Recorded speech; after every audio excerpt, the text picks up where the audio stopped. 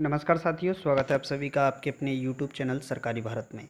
दोस्तों, आज की इस वीडियो के अंदर हम बात करने वाले हैं एसएससी सीएचएसएल के पेपर के बारे में। आज है 9 अगस्त 2021, जिसमें फर्स्ट शिफ्ट का पेपर हुआ, सेकंड शिफ्ट का पेपर हुआ और थर्ड शिफ्ट का भी पेपर आपका हो चुका है।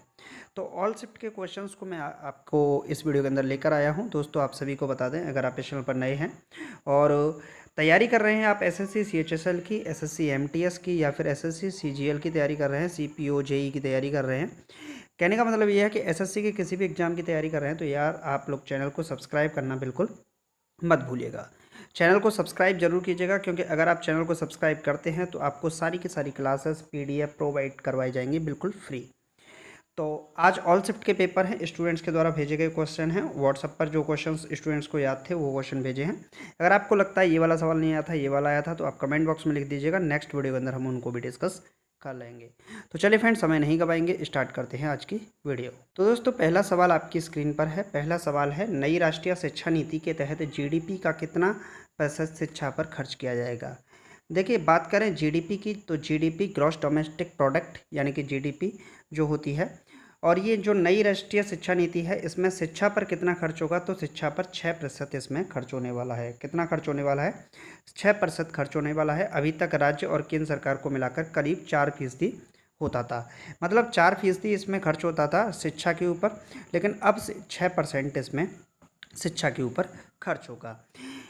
नई शिक्षा नीति नेशनल बात करें एनईपी के बारे में, तो न्यू एजुकेशन पॉलिसी के बारे में बात करें, तो ये जो न्यू एजुकेशनल पॉलिसी है ये 2020 में आई और 29 जुलाई 2020 को इसको कैबिनेट द्वारा पास किया गया था। 2020 में ये आती है। न्यू एजुकेशन पॉलिसी को लाने वाली जो समिति है ये थी कस्तूरी रंगन समिति। कौन सी समिति थी? कस्तूरी रंगन समिति। इसकी सिफारिश पर इस न्यू एजुकेशन पॉलिसी को लाया गया। इसमें जो क्राइटेरिया है वो है 5+3+3+4 का क्राइटेरिया रखा गया है एजुकेशन का। हायर एजुकेशन तक 5+3+3+4 का रखा गया है।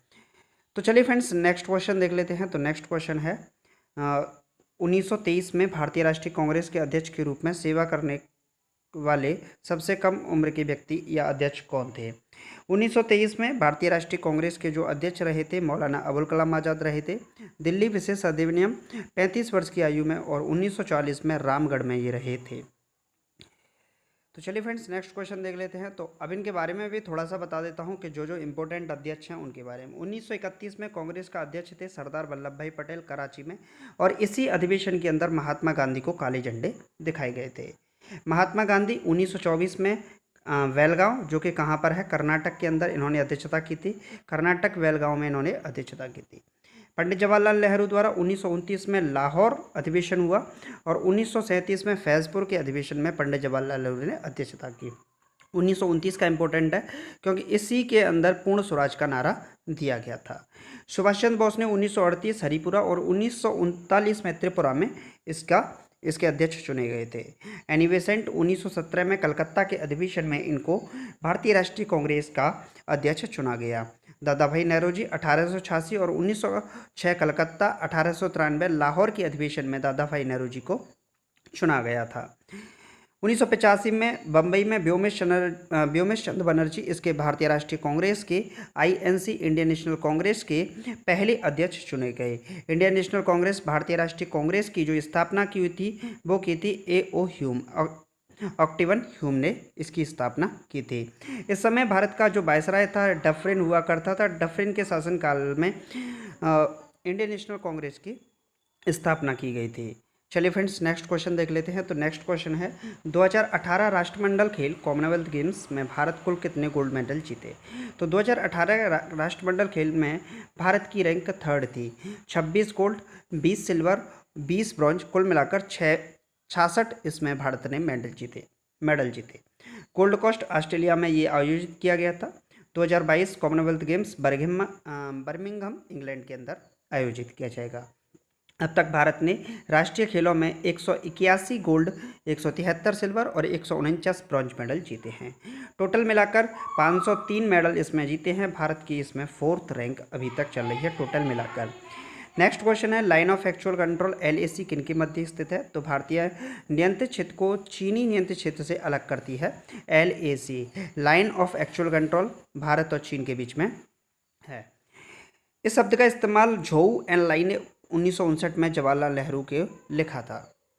नेक्स्ट बात करते हैं दोस्तों, नेक्स्ट क्वेश्चन क्या है? तो नेक्स्ट है 2020 तक टेस्ट क्रिकेट के सबसे ज़्यादा विकेट लेने वाले भारतीय क्रिकेटर कौन थे? तो which Indian cricketer is the highest wicket taker in test matches? तो अनिल कुंबले थे 1990 से 2008 तक। टेस्ट में 619 विकेट इन्होंने लिए हैं, सभी फॉर्मेट में 956 विकेट। विश्व में थर्ड सबसे ज़्यादा, सेकंड में कपिल देव। सभी फॉर्मेट सबसे अधिक रन सचिन तेंदुलकर 34,357 रन। विश्व में फर्स्ट है। विश्व में सर्वाधिक विकेट 1347 विकेट इन्होंने लिए थे मथैया मुरलीधरन ने, जो कि प्रथम स्थान पर आ चुके हैं। नेक्स्ट अगर बात करें तो सब्सटेंसेस एंड द शैडो आत्मकथा किसकी है? तो ये दिलीप कुमार की है। इनका हाल ही में निधन हुआ था दिलीप कुमार का, और इनकी जो आत्मकथा है substances the substances and the shadow. इनका मूल नाम था मोहम्मद यूसुफ खान। डाइट 7 जुलाई 2021 को 98 वर्ष की उम्र में इनका निधन हुआ। नेक्स्ट अगर देखते हैं दोस्तों तो क्वेश्चन नंबर 7, अप्रैल 2020 का धान खरीदी पैडी प्रोक्यूरमेंट में कौन सा राज्य प्रथम स्थान पर है? तो पैडी के बारे में बात करें तो धान के बारे में, तो तेलंगाना इसमें प्रथम स्थान पर है। गेहूं खरीदी में मध्य प्रदेश, पंजाब दूसरे नंबर पर आता है। जून 2021 में धान खरीदी में फर्स्ट पर पंजाब था। सर्वाधिक चावल का उत्पादन पश्चिम बंगाल, गेहूं में उत्तर प्रदेश में होता है। गेहूं और चावल उत्पादन में प्रथम स्थान चीन, और फिर उसके बाद आता है भारत का नंबर दूसरे पर। नेक्स्ट अगर बात करें दोस्तों, तो वर्ल्ड इकोनॉमिक फोरम द्वारा जारी वैश्विक प्रतिस्पर्धा सूचकांक, तो इसमें 2019 में जो भारत की रैंक थी 68 थी, 2018 में 58, फर्स्ट सिंगापुर थी। चलिए, तो यहाँ पर इसमें और तो कुछ नहीं है। IMD वर्ल्ड कम्पिटिटिवनेस इंडेक्स में भारत 43वें नंबर पर है। स्विट्जरलैंड इसमें पहले स्थान पर है, जबकि स्वीडन इसमें सेकंड प्लेस पर रखा है। ग्लोबल टैलेंट कम्पिटिटिवनेस इंडेक्स में भारत 72वें स्थान पर है। टॉप स्विट्जरलैंड ने किया, जबकि सिंगापुर भी है। नेक्स्ट क्वेश्चन की बात करें दोस्तों, तो नेक्स्ट क्वेश्चन है विश्व प्रेस स्वतंत्रता सूचकांक 2020 में कौन सा देश फर्स्ट रैंक पर है? तो नॉर्वे फर्स्ट रैंक पर है। दूसरा देश है फिनलैंड। फिनलैंड को क्या कहते हैं? फिनलैंड को झीलों का देश भी कहा जाता है। क्या कहा जाता है? झीलों का देश। किसको कहते हैं? फिनलैंड को कहते हैं। 2020 में भारत में 142वें स्थान पर आया था। जारी करता reporters without borders. Reporters without borders इसको जारी करता है। वर्ल्ड प्रेस फ्रीडम इंडेक्स को, वर्ल्ड प्रेस फ्रीडम इंडेक्स 2021 में बात करें तो भारत की 142 रैंक है। सूचकांक में नॉर्वे लगातार 5 वर्षों से पहले स्थान पर है। दूसरा स्थान फिनलैंड का है। तीसरा स्थान डेनमार्क। डेनमार्क की राजधानी आपसे पूछ सकता है कोपेनहेगन। क्या है? कोपेनहेगन इसकी राजधानी है। इरिट्रिया सूचकांक में सबसे निचले स्थान पर, जो कि 180वें स्थान पर स्थित है। नेक्स्ट क्वेश्चन की बात करें तो दोस्तों, नेक्स्ट क्वेश्चन है कितने वर्ष में राज्यसभा 2/3 सदस्य सेवानिवृत्त हो जाते हैं? राज्यसभा सदस्यों का जो कार्यकाल होता है वो 6 वर्ष का होता है, जिनमें 1/3 सदस्य हर 2 साल बाद सेवानिवृत्त हो जाते हैं। उच्च और स्थायी सदन है जिसे भंग कभी नहीं किया जा सकता। राज्यसभा में 245 सदस्य होते हैं, जिनमें 12 सदस्य भारत के राष्ट्रपति द्वारा नामांकित होते हैं। अनुच्छेद 80 में राज्यसभा के सदस्यों की अधिकतम संख्या 250 निर्धारित की गई है, जिनमें 12 सदस्य राष्ट्रपति द्वारा नाम निर्देशित किए जाते हैं। 238 सदस्य राज्यों और संघ राज्य क्षेत्रों के प्रतिनिधित्व करते हैं। The first chairman of Rajya Sabha ये कौन थे? सर्वपल्ली राधाकृष्णन। तो राज्यसभा के पहले सभापति कौन थे? सर्वपल्ली राधाकृष्णन, क्योंकि यही भारत के उपराष्ट्रपति थे प्रथम। तो जो भारत का उपराष्ट्रपति होता है वही राज्यसभा का सभापति होता है। वर्तमान में M वेंकैया नायडू हैं। वर्तमान राज्यसभा के उपाध्यक्ष हैं हरिवंश नारायण सिंह। प्रथम राज्यसभा उपाध्यक्ष S कृष्णमूर्ति राव। प्रथम लोकसभा स्पीकर गणेश वासुदेव मावलंकर। वर्तमान speaker Om Birla. Joint sitting of the Parliament is called by the president, article 108 के अंदर है। प्रेसिडेंट ओवर द स्पीकर, अध्यक्ष लोकसभा के स्पीकर होता है, और जो अध्यक्ष करता है कौन करता है? लोकसभा का स्पीकर। नेक्स्ट क्वेश्चन बात करें पेरिस ओलंपिक 2024 में कौन से नए गेम जोड़े गए हैं? तो इसमें break dancing, sport climbing, skateboarding और सर्फिंग को जोड़ा गया है।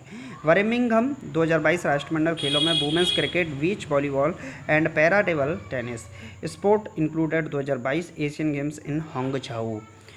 नेक्स्ट क्वेश्चन है, किस विटामिन की कमी से आंखों की कमजोरी होती है? तो विटामिन ए की कमी से होता है, जिसको हम रतौंधिया या जीरोप्थल्मिया रोग कहते हैं। विटामिन B6 या B12 एनीमिया रोग होता है, रुधिर की कमी होती है। विटामिन सी एस्कॉर्बिक एसिड या स्कर्वी रोग होता है, जैसे मसूड़ों का सूडना, एस्कॉर्बिक एसिड इसका रासायनिक सूत्र है। विटामिन डी रिकेट्स नामक रोग होता है, सूखा होता है, कैल्सीफेरॉल इसका रासायनिक सूत्र है। विटामिन ई जनन शक्ति का कम होना। विटामिन के रुधिर घटक का स्राव न होना, ऐंठन, हीमोफीलिया। विटामिन B3 त्वचा का दाद होना। विटामिन B7 लकवा या शरीर दर्द होना इसके अंतर्गत आते हैं।